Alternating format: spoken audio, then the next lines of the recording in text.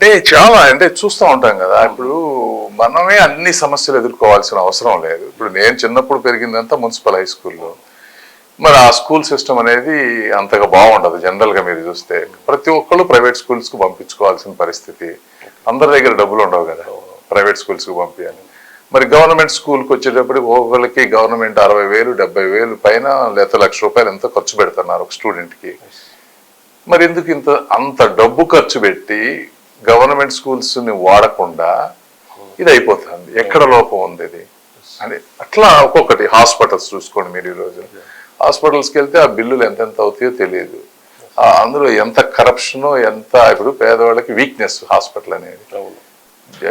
ఏది పడితే వాళ్ళని ఒక్కోసారి. ఇప్పుడు నిన్న మీకు ఎగ్జాంపుల్ చెప్తున్నా, ఎందుకంటే ఇప్పుడు మన డాక్టర్ శేషయ్య గారు అని ₹2 డాక్టర్ అంటారు. మీరు గుంటూరు ఉంటారు, గుజ్జనగొండ సెంటర్లో ఉంటారు. ఆయన పెంచుతా ₹100 ఎంతో ఛార్జ్ చేసేవాళ్ళు అంట. ఆయన దగ్గరికి ఫైర్ డిపార్ట్మెంట్ వాళ్ళు వచ్చి ఇవి కొన్ని చెయ్యండి అని చెప్తే లంచం అడిగారంట. ఇవి చెయ్యాలి దీనికి, లేదంటే లంచం ఏమన్నారు. ఎన్నో లక్షలు ఇచ్చారంట.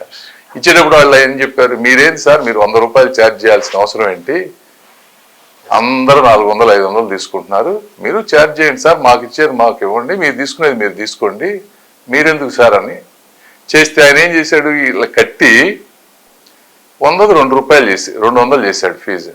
అంతకుముందు ₹100 ఉండేది, 200. ఇందులో నష్టపోయింది ఎవరు? పేదవాళ్ళు. ఇది చాలా మందికి తెలియదు. నేను అడిగా శేషయ్య గారికి ఇంటర్వ్యూలో చెప్పొచ్చు అంటే చెప్పండి అన్నాను. అంటే నేనేది ఏంటంటే ఇలా ఈ విధంగా ప్రతి ఒక్కళ్ళు ఎక్స్ట్రాక్ట్ చేస్తూ ఉంటే అవకాశం ఉన్న వాళ్ళంతా దీన్ని ఎక్స్పోజ్ చేయాలి మనం సొసైటీలో. ఎక్స్పోజ్ చేసి ఎక్కడో చోట నరకాలి. పూర్ పీపుల్ మీదే బర్డెన్ పడుతుంది కదా. అదే 100%. ఇందులో నష్టం చాలా మందికి అర్థం కాదు. అత్యంత నష్టపోయేదే సామాన్యుడు. దీన్ని ఎక్కడో చాట ఎవరో ఒకళ్ళు అప్పుడప్పుడన్నా రాకపోతే ఇది పీక్ వెళ్ళిపోతా ఉంటుంది. స్కూల్స్ గురించి మాట్లాడితే ప్రస్తుతం జరుగుతున్న ఏంటంటే వేల లక్షల్లోని ఫీజులు కట్టించి కార్పొరేట్ స్కూల్స్ వచ్చినాయి, కానీ ఎడ్యుకేషన్ చూస్తే ఏమీ లేదు, నాలెడ్జ్ కనిపించట్లేదు. దాని మీద మీరు ఫోకస్ పెడతారు? డెఫినెట్గా. అంటే కొంచెం హై ఎండ్ స్కూల్స్ బాగానే ఉన్నాయండి, నేను చూస్తున్నాను కదా. ఇంతకు ముందు మీద పోలిస్తే చాలా బెటర్ అయినాయి.